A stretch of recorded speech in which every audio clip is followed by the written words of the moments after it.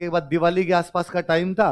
राजकुमारी चारुमती अपने महल के अंदर बैठी हुई थी और बाहर कोई एक बूढ़ी महिला चित्र बांट बेच रही थी। तो आवाज लगा रही, पेंटिंग खरीद लो, पेंटिंग खरीद लो। तो राजकुमारी ने अपनी नौकरानी को भेजा कि जा बाहर देख क्या कौन है। तो उसने कहा कि बाहर कोई महिला पेंटिंग बेच रही है, सुंदर सुंदर पेंटिंग। उसने बुला गया। तो राजकुमारी ने खूब अच्छी अच्छी पेंटिंग खरीद ली। भगवान राम की, कृष्ण की, दुर्गा जी की, शिव जी की, भगवानों की खरीद ली। दो चार हिंदू राजाओं की खरीद ली, महाराणा प्रताप, पृथ्वीराज चौहान, हमीर, इस प्रकार के जो राणा सांगा, कुंभा, ऐसे जो राजा हुए उनकी खरीद ली। अब जब कई पोस्टर खरीदे उसने, कई पेंटिंग खरीदी, तो उस जो बेचने वाली महिला थी उसकी कमाई ठीक हुई। तो उसने कहा, राजकुमारी जब इतनी पेंटिंग ले रही हो तो मेरे पास एक सुंदर सी पेंटिंग और है, तुम्हें ये तो पक्की लेनी चाहिए। तो दिखा। तो उसने एक बड़ी सी पेंटिंग दिखाई। तो ये कौन है? तो क्या बात करती हो, तुम इनको नहीं जानती?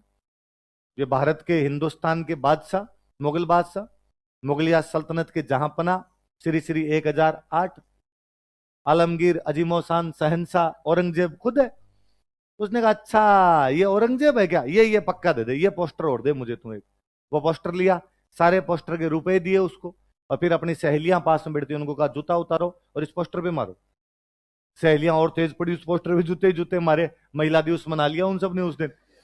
अब वो जूते जूते पड़े उस पोस्टर पे, तो बेचारा पोस्टर फट गया। उसने फटा हुआ पोस्टर दिया उस महिला को और कहा, औरंगजेब को ले जाके दे देना। कहना चारुमती ने फाड़ा है।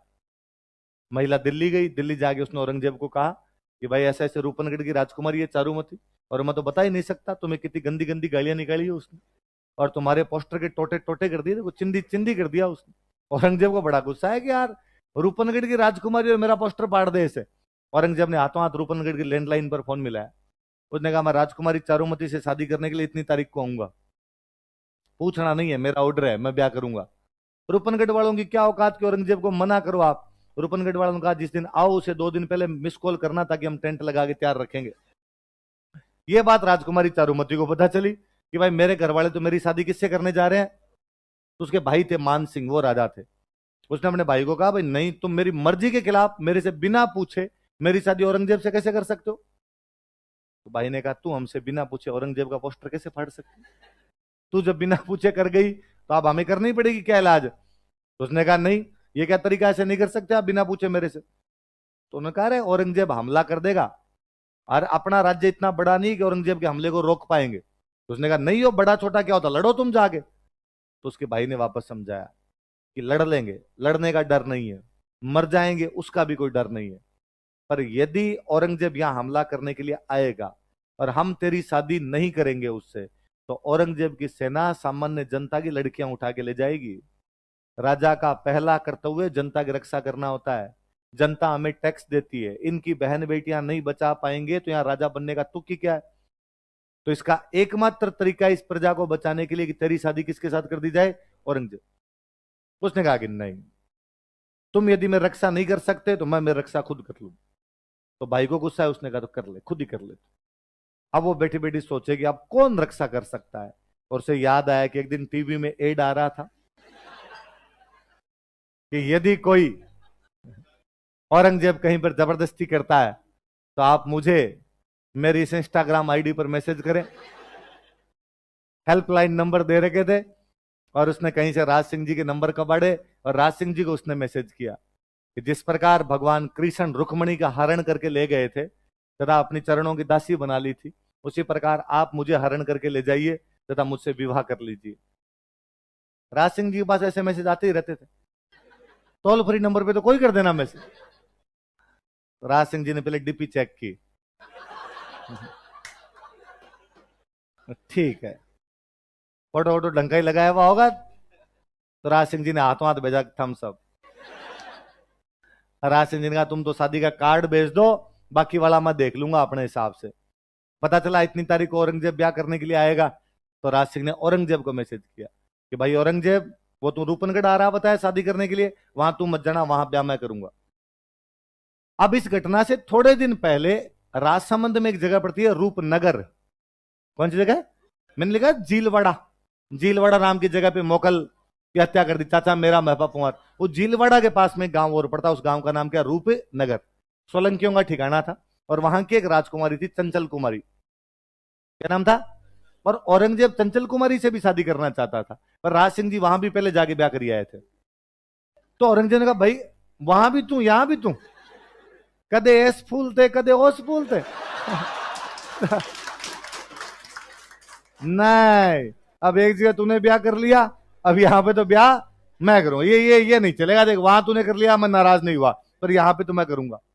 राशि ने कहा रे मैंने डीपी देख ली, यहां मैं करूंगा, अब और कोई नहीं कर सकता। तो औरंगजेब ने कहा फिर लड़ाई होगी इस बार लड़ाई कर लेंगे, जो लड़ाई में जीतेगा उसके साथ में क्या हो जाएगी, शादी। राज सिंह ने कर बात नहीं, कर लेंगे, लड़ाई कर लेंगे। शादी का दिन नजदीक आया, शादी का दिन नजदीक आया तो राज सिंह जी ने अपने मंत्रियों को इकट्ठा किया, और राज सिंह जी बड़े टेंशन में एकदम वैसे सीरियस हो गए बैठे हुए। तो मंत्रियों ने पूछा राणा जी क्या बात हुई। तो कहा मेवाड़ एक बड़े संकट का सामना कर रहा है। तो बताओ क्या संकट है। तो कहा मेवाड़ को एक अबला नारी पुकार रही है।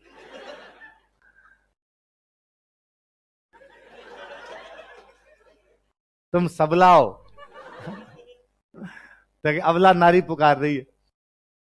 मंत्री बेचारे मन ही मन सोचे कि सर आजकल आपको हर दूसरी अबला नहीं लग रही, टोल फ्री नंबर पे जितने फोन आते हैं आप भेज देते हो हमें इधर उधर। मंत्री ने कहा कि साहब बताओ क्या समस्या है। तो कहा रूपनगढ़ की राजकुमारी है चारुमती, औरंगजेब जबरदस्ती शादी करना चाहता है। चारुमती ने मुझे मैसेज करके शादी के लिए बुलाया, तो मुझे शादी के लिए जाना है। तो उनका जाइए, तो फिर इसमें सोचना क्या है। यदि उन्होंने चला के कहा आपको तो आपको जाना ही चाहिए। पर उनका दिक्कत यह है कि इस बार औरंगजेब सेना लेके आएगा तो लड़ाई होगी। ठीक है लड़ाई कर लेंगे। तो उनका एग्जैक्टली मैं यही चाहता हूं, लड़ाई करनी है, पर औरंगजेब की सेना को अजमेर में रोकना है। औरंगजेब की सेना अजमेर क्रॉस नहीं करनी चाहिए।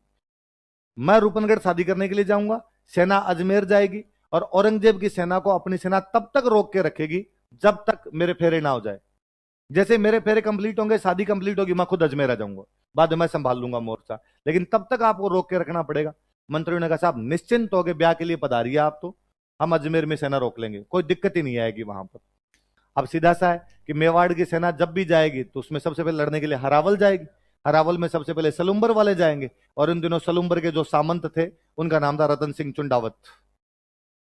क्या नाम था? खानवा युद्ध वाले नहीं, देखो खानवा युद्ध में भी सलुम्बर से कौन थे, पर ये दूसरे फर्स्ट सेकंड मान लो, भले वो पहले वाले अलग थे, ये वाले दूसरे। कहां के सामंत है? कहां के सामंत है? सलुम्बर के सामंत। क्या नाम है? रतन सिंह चुंडावत। और रतन सिंह चुंडावत के पास जब ये समाचार पहुंचा कि आपको कल अजमेर में औरंगजेब की सेना से लड़ने के लिए जाना है, क्योंकि राज सिंह जी शादी करने के लिए कहां जा रहे हैं, रूपनगढ़, तो रतन सिंह ने मना कर दिया, मैं नहीं जा रहा लड़ने के लिए। क्योंकि जिस दिन रतन सिंह के पास यह समाचार पहुंचा था उसी दिन रतन सिंह की खुद की शादी हुई थी, हाड़ी रानी से शादी करके लौटे थे। हाड़ी रानी का नाम था सहल कंवर। क्या नाम था? बूंदी की एक हाड़ी रानी थी, और उस बूंदी की हाड़ी रानी का नाम क्या था? अच्छा, बूंदी में कौन सा वंश हुआ करता था?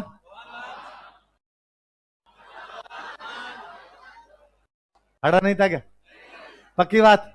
हाड़ा चौहान थे। कौन से चौहान थे? तो उन हाड़ा चौहानों की एक बेटी थी और उसका नाम क्या था? हाड़ी रानी। कौन सी थी वो? सहल। तो सहल कंवर से उसी दिन वो शादी करके आए थे। तो शाम को आपके पास मैसेज जाता है कि भाई साहब आपको कल युद्ध करने के लिए कहां पे जाना है? अजमेर। अब क्या आपको लड़ने के लिए कहां पे जाना है? अजमेर। कहां पे जाना है? अजमेर। रतन सिंह ने मना कर दिया, मैं नहीं जा रहा। और राज सिंह जी को खुद का ब्याह करना है, इसके चक्कर में हमारा ब्याह बर्बाद करेंगे। और मेरा भी तो ब्याह हुआ है, उनको नहीं दिख रहा है इस बात को। शादी में, शादी का फंक्शन चल रहा है हमारे घर पे, यहाँ पे खुशियां मनाई जा रही है, अचानक आप कहते हो कि युद्ध लड़ने के लिए जाओ, मैं नहीं जाऊंगा। ये बात उनकी रानी को पता चलती है। रानी का नाम क्या था? रानी तो क्या नवयुवती है, नई नई राजकुमारी है, शादी होके आई है। उसको जब इस बात का पता चला तो उसने अपने पति को समझाया कि देखो, सलुम्बर वाले चुंडावतों को हरावल में रहने का अधिकार है, क्योंकि आपके पूर्वज चुंडा ने राज्य का त्याग कर दिया था। चुंडा जी ने कहा था कि मेवाड़ का अगला राजा मैं नहीं बनूंगा, हंसाबाई के बेटे को बनाया जाएगा। मोकल को राजा बनाया था, राज छोड़ दिया था पूरा, इसलिए कहा गया कि चुंडावत हमेशा मेवाड़ की हरावल में रहेंगे। यदि आप नहीं जाएंगे लड़ने के लिए तो हरावल का अधिकार छीन लिया जाएगा। आने वाली आपकी पीढ़ियां थू थू करेगी कि हमारा एक दादा परदादा बीच में बेलखना निकल गया था और इसके चक्कर में हमसे क्या छीन लिया गया? हरावल का, और आपको लड़ने के लिए जाना चाहिए। रतन सिंह जी ने कहा मैंने खूब युद्ध लड़े इनके लिए, कब मना किए, पर आज इनको भी सोचना चाहिए था कि मेरी शादी हुई है, तो आज मुझे नहीं बेचते और कोई चला जाता। उसने वापस कहा कि ममता और कर्तव्य में से किसी एक चीज का चुनाव करना पड़े तो कर्तव्य बहुत बड़ी चीज होती है। उसने और कहा कि राष्ट्र की रक्षा के लिए सब कुछ कुर्बान किए जा सकते हैं। तो शादी की बात जब ज्यादा समझा तो रतन सिंह जी तैयार हुए कि ठीक है लड़ने के लिए जाएंगे। अगले दिन रतन सिंह जी जैसे ही बाहर निकले, घोड़े वोड़े तैयार किए, अपने वहां से लेके रवाना हुए, अपने महल के पास आए तो उन्होंने ऊपर की तरफ देखा। रानी ऊपर झरोखों में से देख रही थी अपने पति को जाते हुए।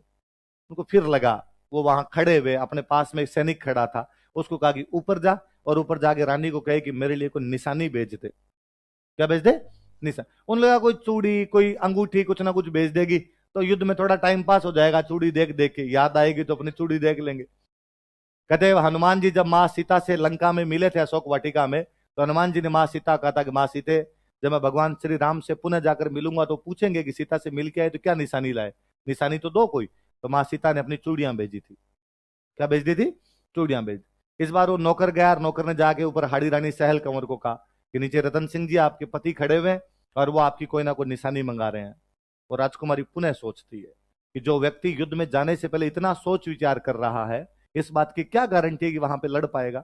और यदि खुदा ना खास्ता वहां पर लड़ नहीं पाया और बीच में मेरे चक्कर में वापस आ गया, तो आने वाली पीढ़ियां इस बात के लिए मेरे पर तू करेगी कि एक राजकुमारी सुंदर थी, इस वजह से उसका पति युद्ध में भी भागे नहीं ले पाया था। और उसे लगा कि सुंदरता पे इस जीवन को धिक्कार है यदि राष्ट्र रक्षा के किसी भी विचार के अंदर बाधक बने। उसे पुनः याद आया कि मेरी एक बुआ की शादी जोधपुर के राजा के साथ की हुई थी, और मेरे फूफा जी जब हार कर वापस आए थे तब मेरी बुआ ने किले के दरवाजे बंद करवा दिए थे। उसे लगा मैं उन हाड़ाओं की बेटी हूं जिन्होंने कभी भी नकली किले के लिए भी अपने सिरों की बाजियां लगा दी थी, और आज मेरे कारण मेरा पति युद्ध करने से मना कर रहा है। वो अपना सिर काट के दे देती है। चुंडावत मांगी सेनानी, सिर काट दे दियो सतराणी। इसलिए सेनानी चाहिए समर सलुम्बर धीस। समर मतलब क्या होता है? युद्ध। युद्ध में जाने से पहले सलुम्बर के उस राजा ने, सलुम्बर के उस सामंत ने उस महिला से निशानी मांगी। सेनानी का मतलब होता है निशानी। सतरी सेनानी चाहिए समर सलुम्बर धीस, चूड़ामण मेली सिया। कि मां सीता से जब निशानियां मांगी थी उन्होंने क्या भेजी थी? चूड़ियां। इन धन मेल्यो शीस। लेकिन इस महिला ने तो क्या काट कर भेज दिया था अपना? माँ सीता से भी इस मामले में तो महान है कि माँ सीता चूड़ियां बेचती, और यहाँ पर हरी रानी ने तो क्या बेच दिया था? कर रतन सिंह के पास जब सिर गया, और तो रतन सिंह यूं वो हो जाता है, उसके होश फाख्ता हो जाते हैं, और उसे लगता है कि यार मैंने काम तो बहुत गलत ही कर दिया। पर वो सिर को इतनी वो गर्दन लेके गया था उसका नौकर, उसके जो बाल थे, उस लड़की के, उस रानी के जो बाल थे, उसने आपने बांध लिया यहाँ पे, गले में लटका लेता उस गर्दन को। अजमेर वाले युद्ध में वो क्या भयंकर लड़ता है, औरंगजेब की सेना को अजमेर इंच क्रॉस नहीं करने देता वो। उसने अजमेर में मार मार के वापस भगा दिया था औरंगजेब की सेना को। वो उस युद्ध में लड़ते हुए मारा जाता रतन सिंह। मैंने जहां कहीं कहानी पढ़ी थी तो ये कहानी यूं प्लॉट ये था कि राज सिंह जी चारुमती को कहानी सुनाते हैं। राज सिंह जी किसको सुनाते हैं? चलो, कि राज सिंह जी राजसमंद की पाल पर किसी पूर्णिमा की चांदनी रात को वहां पर बैठे हुए राजकुमारी चारुमती को बताते हैं, रानी चारुमती को बताते हैं कि जब हमारी शादी हुई थी उससे पहले क्या क्या घटनाएं हुई थी। तो राज सिंह जी जैसे एंड करते हैं कहानी को, तो राज सिंह जी कहते हैं कि और रतन सिंह चुंडावत हाड़ी रानी सहल कंवर की गर्दन को अपने गले के अंदर बांध कर इतना अच्छा लड़ता है कि अजमेर से औरंगजेब की सेना को वापस भगा देता है, और युद्ध में लड़ता हुआ वीर गति को प्राप्त होता है।